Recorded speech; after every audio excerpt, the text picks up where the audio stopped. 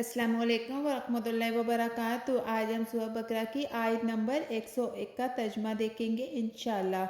मज़ीद वीडियो के लिए मेरे अकाउंट को फॉलो करें और तफसीर के साथ जानने के लिए मेरे यूट्यूब चैनल को सब्सक्राइब करें। बिस्मिल्लाहिर्रहमानिर्रहीम।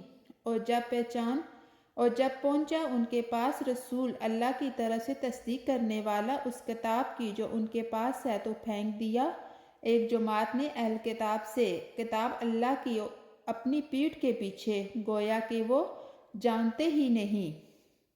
ये आयत यहूदी उलमा के उस रवैये पर नाज़िल हुई जो तौरात को पढ़ते थे। उसमें नबी सल्लल्लाहु अलैहि वसल्लम की आमद की बुशारत मौजूद थी। उनके उलमा और बुजुर्ग इंतज़ार में थे। रसूलुल्लाह सल्लल्लाहु अलैहि वसल्लम की अलामतें निशानियाँ सब कुछ जानते थे, लेकिन जैसे ही वो रसूलुल्लाह सल्लल्लाहु अलैहि वसल्लम की हकीकत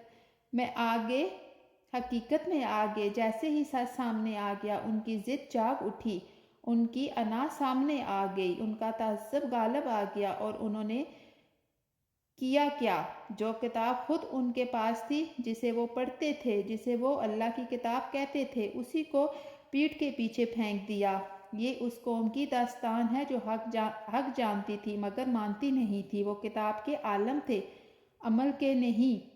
हक उनके सामने था मगर हदायत उनके दिल में नहीं उतरी।